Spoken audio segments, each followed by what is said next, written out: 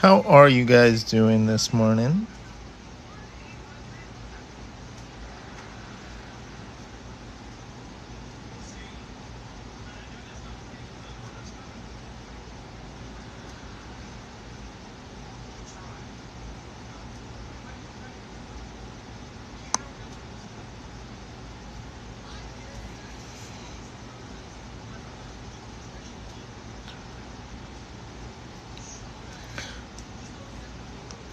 So, I spent a bunch of time yesterday just drawing on my own, right?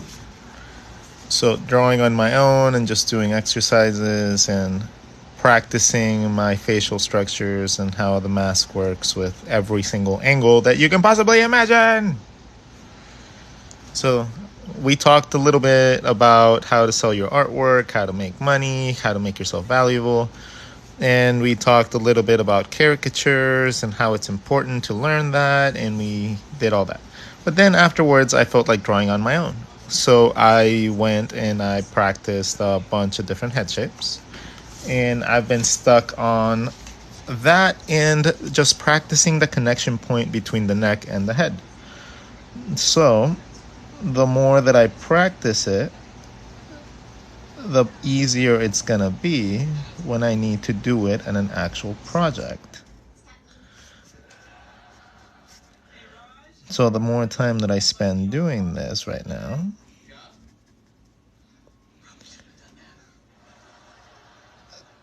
the better off I'll be down the line. Right? Me just practicing these little doodles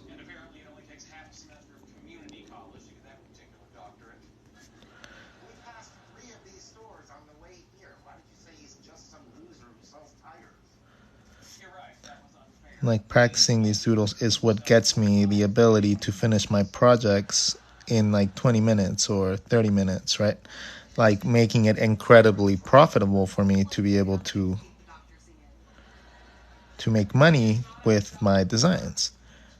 Because the quicker that I can do them, the less time I'm spending on them, and therefore I am able to actually, profit from it.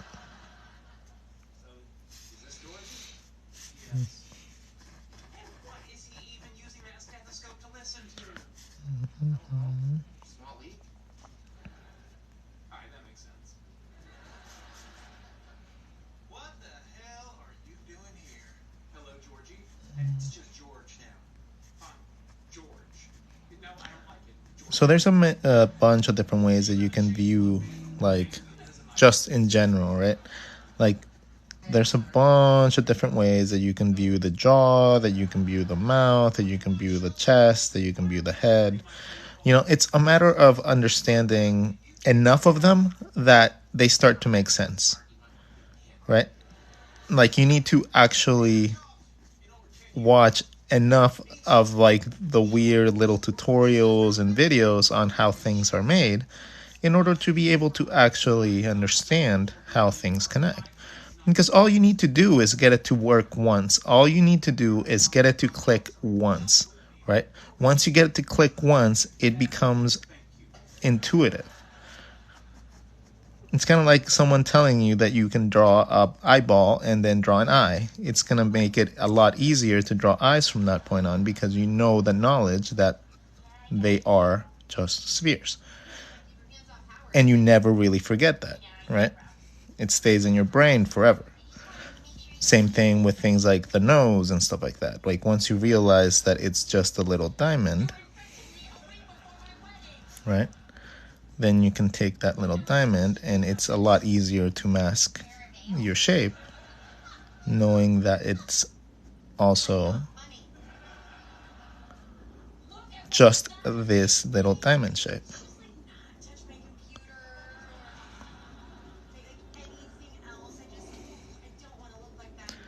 This little diamond shape gives you every angle that you need for your noses.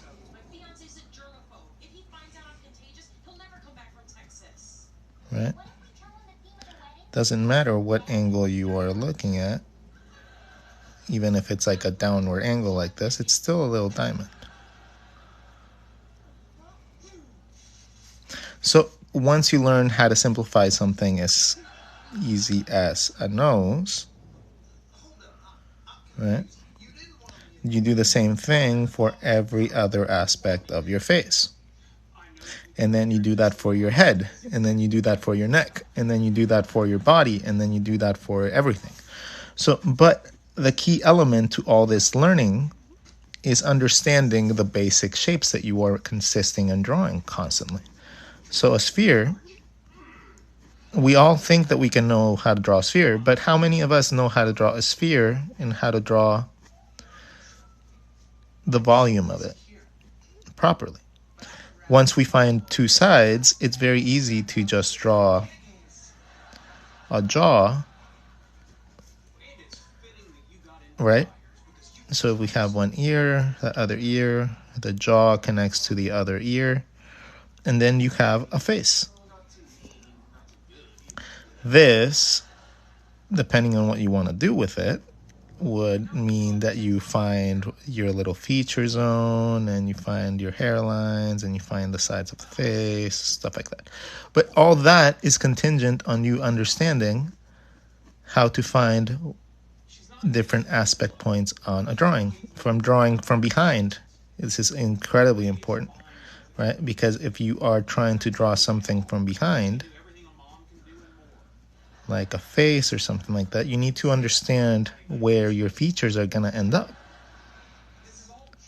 And if you don't know how to draw through your shape like this, it becomes very, very difficult for you to map it out.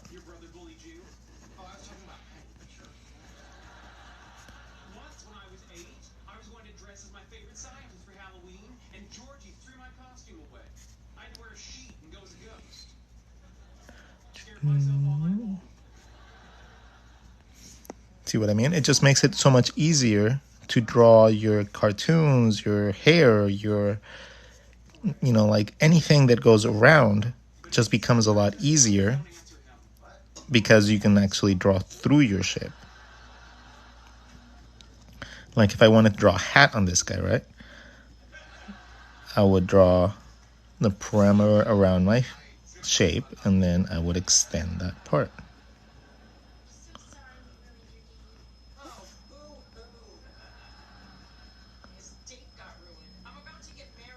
Right? And just like that, I have a hat on my character.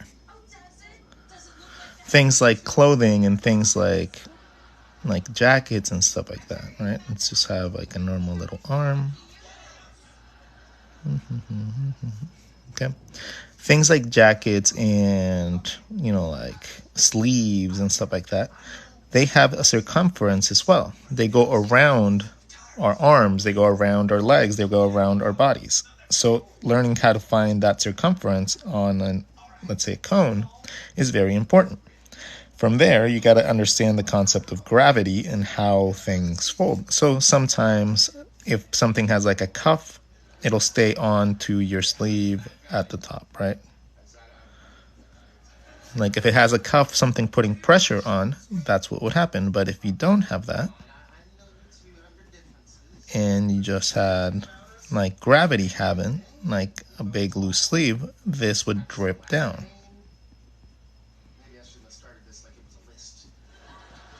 Creating negative space, right? It would slip down and creating more folds,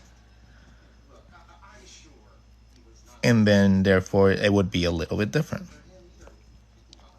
But understanding the concept of going around your arm is what is going to help you get there in these situations.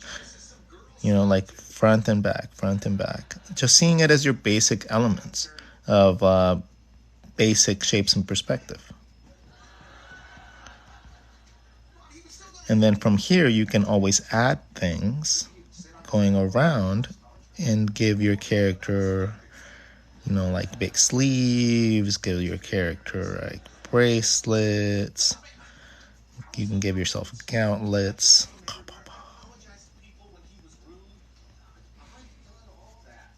Right?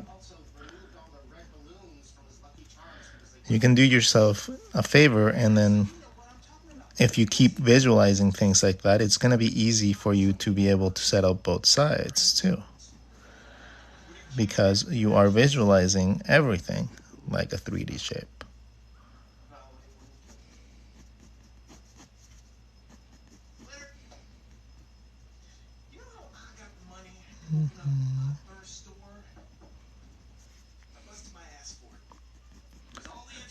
Things like helmets and stuff like that also wrap around the head.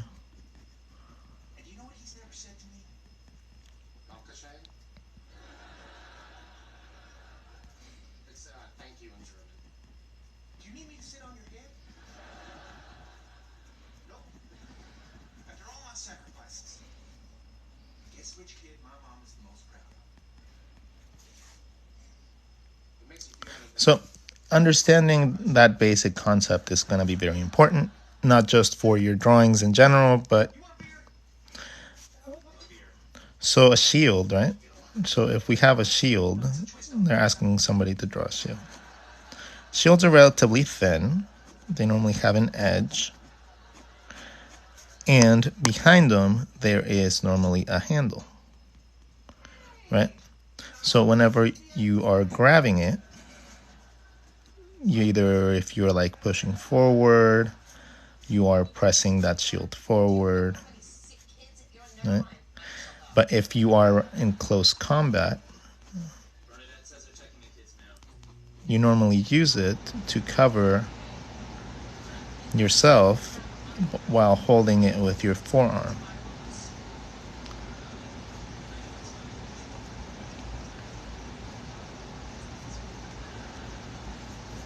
So you hold it up with your forearm with that, so that you have that extra leverage, and then you normally hold your sword on this side.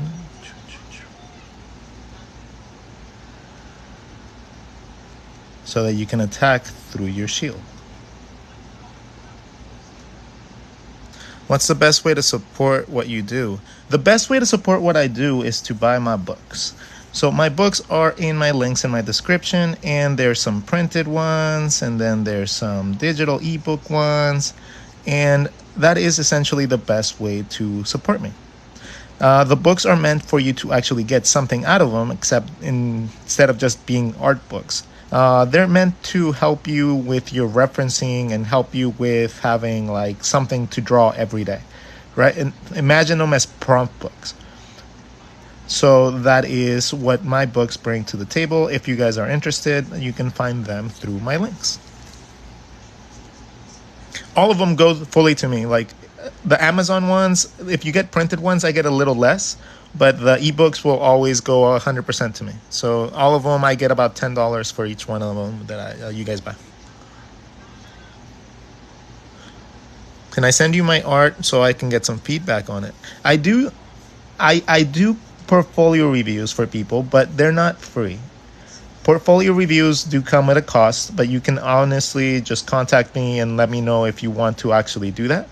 Because they normally take a while to do. Like I will actually go in and give you a plan to get better at your portfolio. Like it's not just telling you that your artwork is good or not.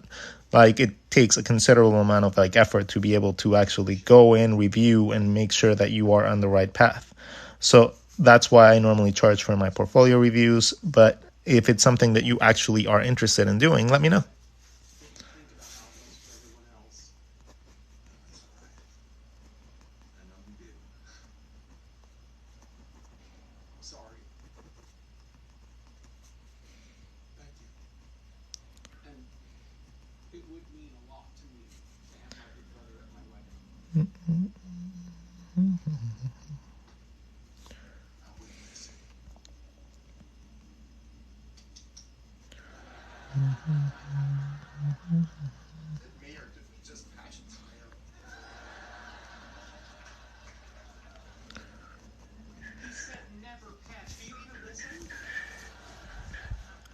Should I can contact you through where? Contact me through Instagram.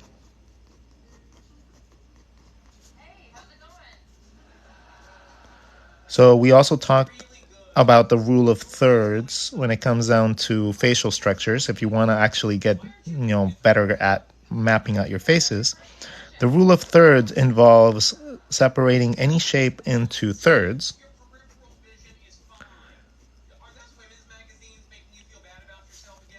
Doesn't matter what shape you use, divide it into 3, right?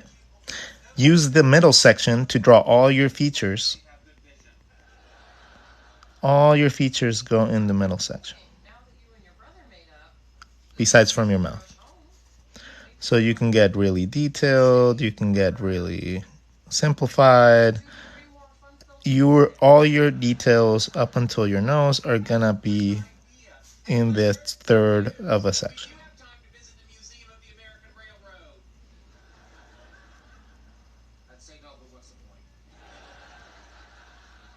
Okay, so once you learn how to draw all your features within that zone, then you can start going into the next ones.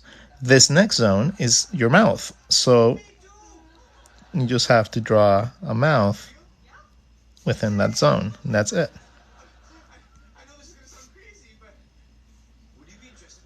Okay, your ears go at the end of the middle zone.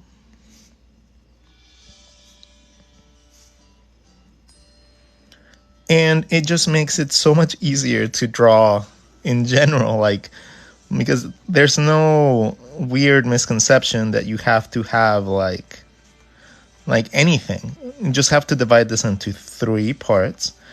If you understand that all your features for your face have to go in this middle section, it makes it easy to make the top line your eyebrow line. The midline is going to be pretty much your nose bridge. And then you know that your nose, mostly your nose canal, like the little nose canal for your skull has to be there, right? But so you can draw your nose going below that line, but it's going to be this nose canal from your skeletal system that needs to be mapped out. That is the important part. From there, you can, like I said, draw all your features within the little area that they're supposed to be in.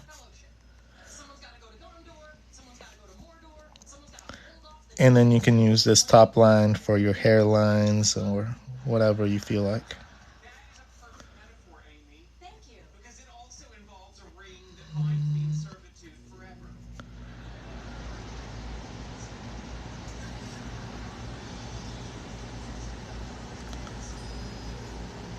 Easy peasy lemon squeezy. Rule of thirds. Doesn't matter what shape you choose. Divide that into thirds. And then you can use that to map out your bodies.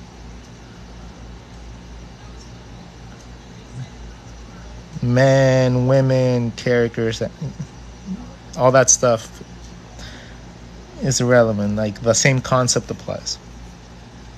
I have a question. How do people draw poses? I have a really hard time with it. Well, posing is something that I just went over in the last couple streams. But when you start posing things, you want to start with something simple. You want to start with a simple shape akin of something like this. Right? Something that you can literally draw in 2 seconds that's going to give you some sort of movement. I like to do just a little shape and then 2 swirlies that come out, and then see if I can turn that into a leg or a body part. Just make it look like it's moving, right? Anybody can draw this shape.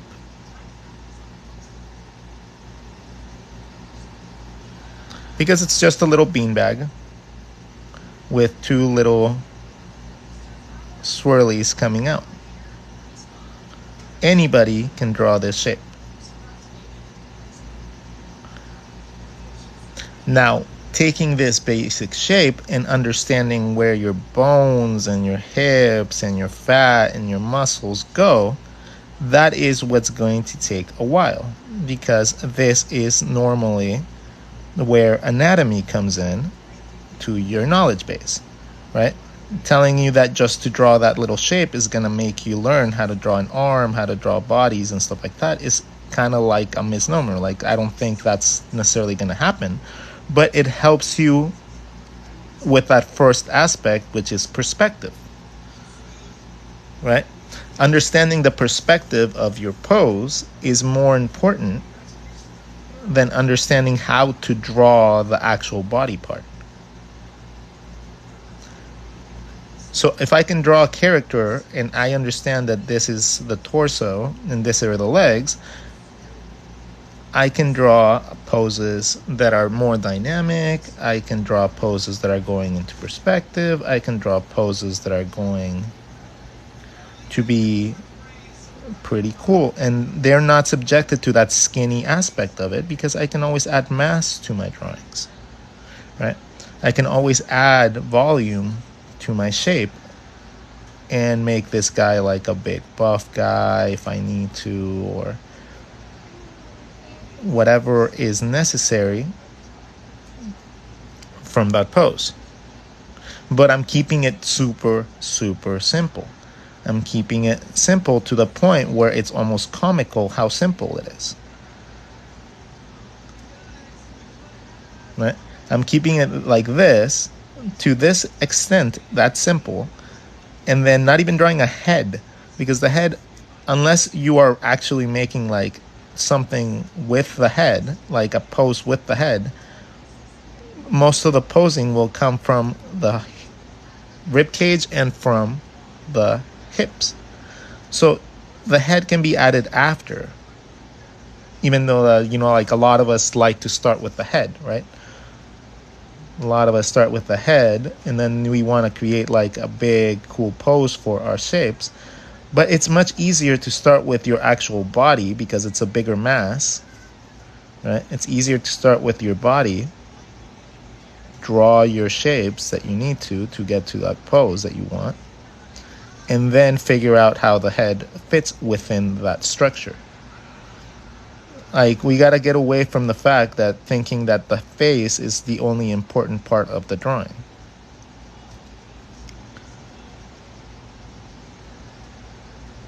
Because so many of us get stuck on being able to draw something really, really cool when it comes down to drawing like a portrait, right?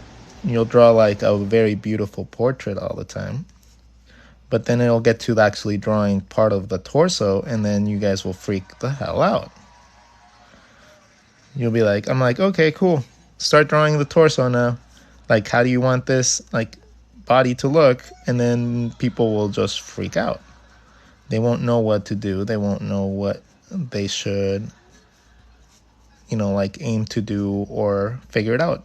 Or even how to actually learn how to figure it out.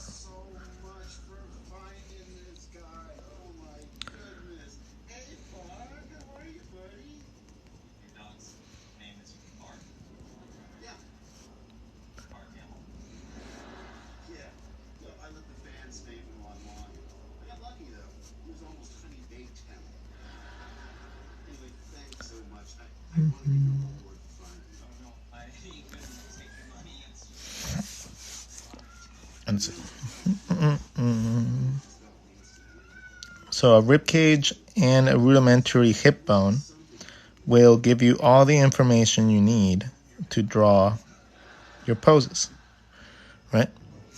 Whatever shapes you use will be up to you. But I like to use shapes and think about these as volume objects. So that if I need to create something different from this character, let's say I need to create a very small hipped but very big thighed character, I can just add volume to the parts that I need, right? But I still have that base shape that I use to get to where I need to. If I need to add less body tissue, I can always reduce the spacing for my volume and then adjust my drawing according. Like what we think all the time is that whatever drawing we did in the beginning, that is what we have to end up with. And that's not the case. Like that is honestly just a sketch for you. That first drawing you make, those first lines are not set in stone. Like you can always go in and change your drawing. You don't have to keep that initial sketch. You can always go in and change, and don't be afraid to do that, right? Learning how to actually go in and be critical and be nice to yourself about it is going to be super important in your career.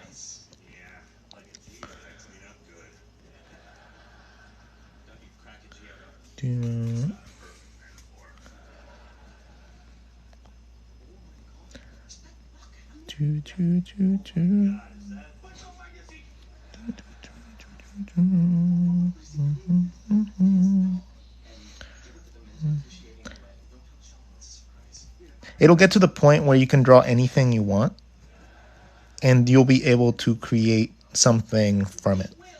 Like in this case, that kind of looks like a leg, that kind of looks like a toe.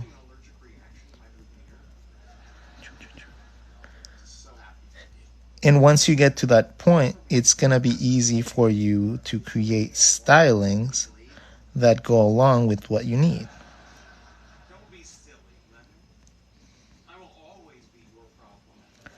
Right?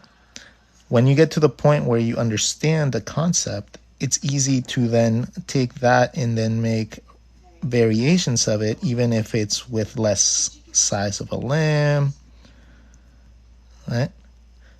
You can start drawing characters that are more chibi, characters that are more long, characters that have like really little legs, or characters that have really long legs.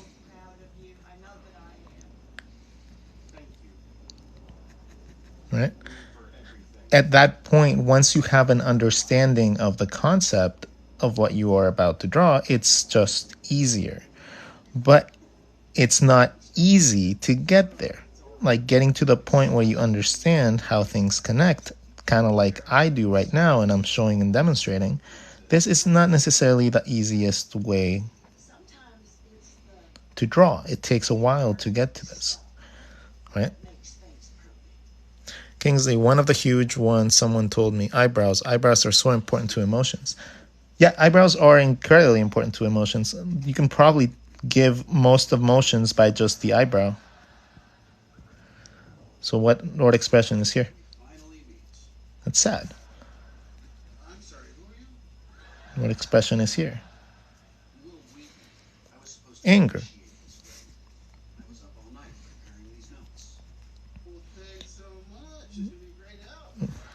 Surprise or happiness. So confusion is just one eyebrow up, one eyebrow down. Right? So it's just eyebrows are very important. How did you find your art style? Just from understanding what I was drawing. Like your actual art style, like the thing that you are going to be able to pass on to the next generation, right? The thing that you are going to leave as your legacy is only really yours if you understand it enough to be able to pass it on, right? If you are not able to explain your style to people, and you're not able to break it down, and you're not able to understand it, is it really your style? At that point, is it really your style? So, that's like the conundrum that I ask myself all the time. Like, if I draw my eyes like this all the time, right, is that my style? Or is it just because I don't understand the concept of how to draw something a little bit more complex? Is there something in my knowledge base that's stopping me from drawing like this as opposed to drawing in the same way that I've drawn forever? If all my profile eyes are literally triangles, because I learned that eyes in a side profile are triangles, I'm going to keep drawing like this. If I learn that they're spheres and then they have depth, right, I'm going to learn like that. If I learn with the almond approach, like most people do, I'm going to realize that maybe it's a little harder to move things like this unless I understand them more dimensionally. Because this is just the eye being like that, right? It's the eyeball, and then the eyelid and everything like that is that. Same thing with this. It's a sphere, and it has eyelids. Even something with your little triangles, it's not necessarily all that wrong. It's just a matter of making slight adjustments to make that depth happen. Okay? So it's very minimal things here and there that make you separate yourself from somebody else when it comes down to your skill level. But this is definitely a technique that you need to learn in order to be a better character designer.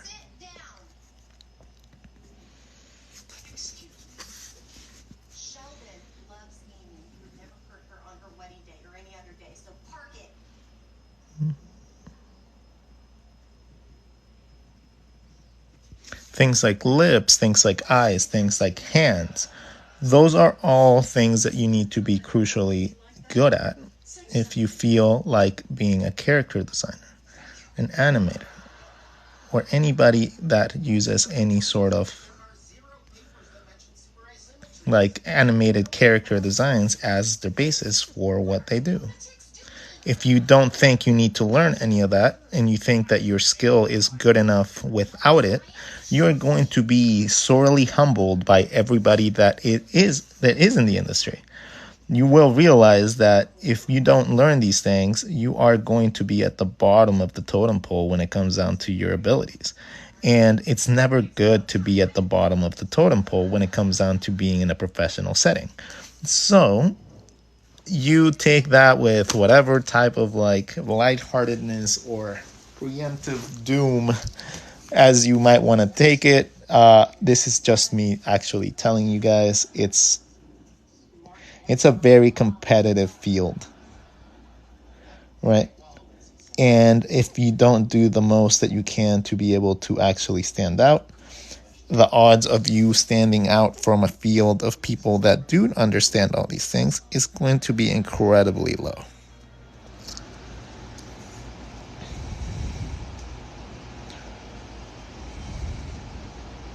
Like, I have beat out people for jobs that have 10 times more experience than me. And not because I'm a 10 times better artist, but I give off the appearance of somebody that is much, much, much, much, much more skilled because I understand what I'm talking about. So even if I might not be like overall like more talented than a lot of like, animators and illustrators, I am still able to convey that to the clients because I am actually a very confident person when it comes down to what I draw. Because I know what I'm drawing.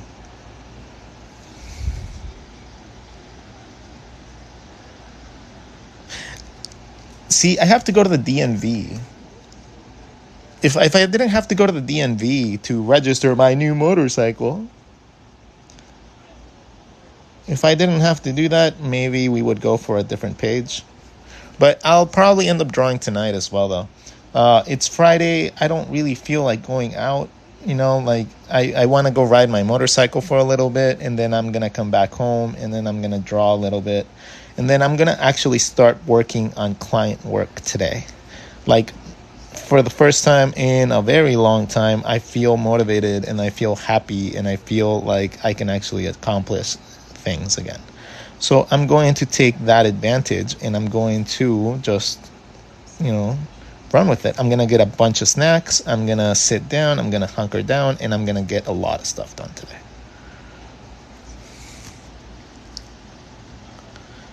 Ooh, what bike did I get? I got an RC 390, a KTM.